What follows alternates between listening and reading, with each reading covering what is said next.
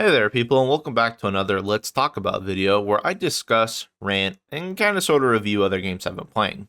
Today we're going to take a look at the First Descendant. This game just came out in beta yesterday, but since I don't really plan on going back to it, I might as well discuss it and why. And typically, I usually finish games even if I don't like them, but yeah, I really don't want to keep playing this. I don't know how long it is, so I don't really want to finish it. But anyway, so what's the deal with this game, right? Well, The First Descendant is one of those games where we kind of got hyped based off of just trailers a few months ago, and I'm always skeptical when I see game trailers with no actual gameplay in them. So when we got our hands on this beta and actually got to play the game, it was no shocker to see why they would choose not to showcase it, at least in my eye. And look, I don't care that there is a beta tag anymore, I really don't. Again, this is just one of those things that the game industry does that means nothing to me. And there's always going to be those mouth breathers out there that just saying, oh, it's a beta, everything's going to be fixed at post-launch or whatever. And that's never the case. So as far as I'm concerned, this is the game. The only things that are actually going to be changed between now and the actual release are probably some bug and exploit fixes. So I'm going to be judging the game as I would a finished product.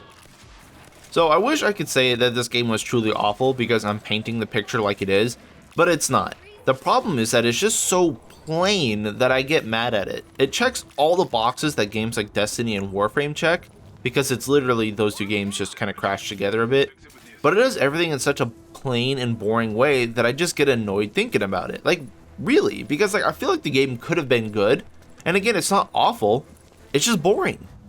So let me break down what I mean. So movement itself, kind of weird. Your character is super floaty, and there's tons of traversal with like grappling hook, double jumps, and sprinting and stuff. But all these have just no feeling to them, if that makes sense. There's no weight. The audio and camera work for like grapple hook is lackluster. Like the grapple hook just kind of feels weird because you can't really move when you use it. It's just like a straight line.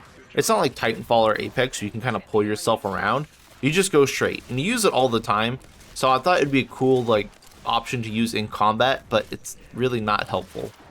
Double jumps also have no animation or sounds. You just kind of go up again, and then your character does like a superhero slam when you hit the ground from high enough, but it's kind of automatic and has no audio or feedback, camera shake or anything. So like, I don't know, just moving around and doing stuff just feels so weird. And like the world itself is lifeless. There's nothing around until like you're doing like your quests and stuff to spawn enemies. And then of course they just teleport in and out. And I've talked about audio a bunch already, and there is a lot of audio, but it's also just super annoying. There's not any real like background music other than during like a boss fight. But whenever you like reload or use a skill, your character does like a one-liner. And so that's all you're hearing constantly. It's just the most annoying thing all the time, and I was going mad during like a boss fight. Don't you think we need to often? Don't you think we need to often? Don't you think we need to often? Don't you think we need to often? Seeing our loss. Don't you think we need to often? The other big problem I had with the game was that the weapons have no impact or feedback. They just don't feel good to shoot. All the guns sound like pea shooters, even the hand cannons and the shotguns. There's no recoil for players or hitting enemies with bullets. There's just no good feeling. You mow down a pack of trash enemies and it just feels so hollow and shallow that I just can't see myself playing this game for too long because it doesn't have a good feeling combat loop. And that's the only thing holding together games like Destiny and Warframe, is the fact that they just feel good to play. The gunplay feels nice. Enemies are responsive when they get hit. This game has none of that. And not only does the shooting feel shallow, but all the abilities from your descendants, at least from my experience, felt useless, slow, and kind of boring other than Titan Bubble. All the abilities are kind of short range, even the Ice Caster's Frostbolt, which is super annoying, or they just don't deal enough damage to justify using them over your guns, or they just take too long to use and they lock you into place when you use them, so you're just getting hit while you're casting. And I just found myself not using the abilities much, so it was just mostly gunplay. And then I was just like, man, what's the point of the character, right? The Descendants themselves are basically your frames in this, if you think about Warframe, and they can be leveled up for more HP, defense, and damage sort of thing, but they only have 4 abilities, which you unlock super fast, and there doesn't seem to be any way to customize them or change them besides some of the runes, which I'm sure get better later on, but for the most part, they just shuffle stats around like the increased recoil or increased cast time or reduced mana cost, stuff like that. So right now they're kind of boring. But getting new frames is kind of what turned me away from the game originally, as I wanted to play the turret guy, but discovering the unlocking process kinda shut me down. You need to research like 4 components for each of the Descendants, which each require 4 hours of research time apiece, and a bunch of other materials that you get from like world bosses and such. So when that's all done, then you can research the actual Descendant as a whole, and that takes 8 more hours. Of course, you can spend real monies to get them instantly. But I did notice that these are the normal grade Descendants, like white borders around them, and there's one legendary Descendant which costs more materials, so I feel like each Descendant will be upgradable with time and money, and my stomach just kind of sank looking into that. And I'm not against this whole free-to-play model because I believe this game's going to be free-to-play, and they got to make their money somehow. So like 8 hours to research a permanent class isn't the end of the world. Just set it up before you go to sleep and then you get it tomorrow morning, right? No big deal. But could you imagine if that was in-game time? Actually, I don't know, it might be. Someone confirm that for me. That would be super funny if it was like 8 hours in-game. Anyway, my problem is that the system is just something I don't like. And if the gameplay felt great and I wanted to actually play the game, then I would probably be okay with this system. Like if you like Warframe, you get this whole thing. So I can't say it's awful. I just don't like the game, and so I don't want to wait and play 8 hours to unlock a class that I actually want to play. Because like it's just like it's 2 negatives. Like 1 negative, 1 positive, yeah, I can deal with. Not 2 negatives.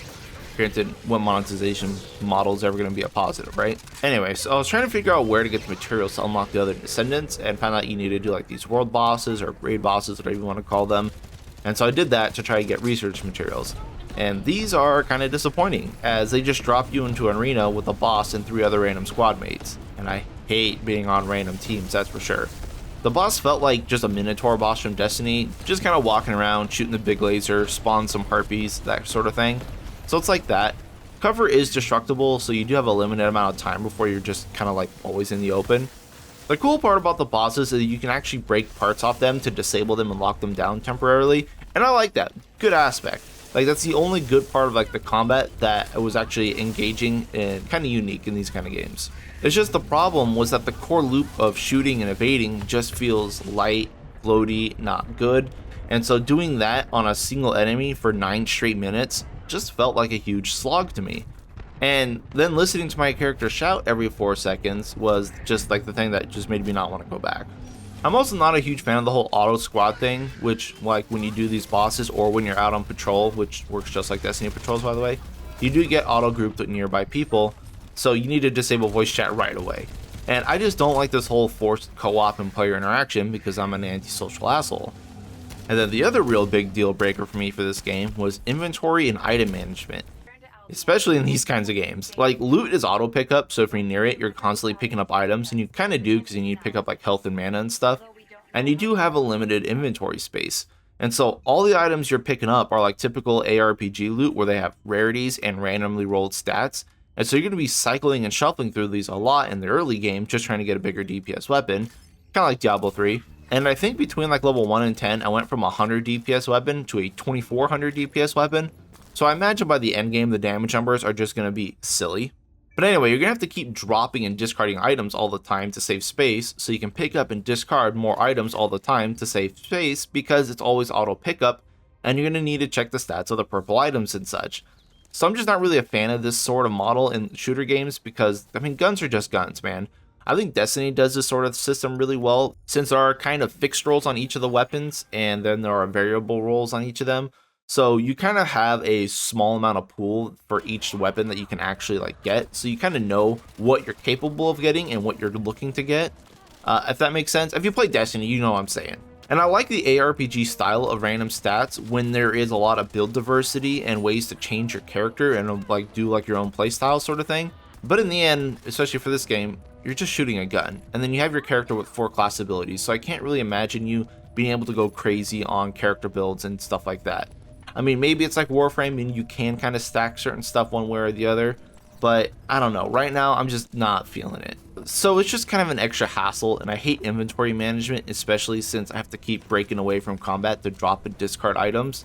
Probably not a huge complaint for most people, because that's kind of like the whole draw is building up characters and like getting stats and all sorts of things like that. But in a game like this, for me, just not really into it.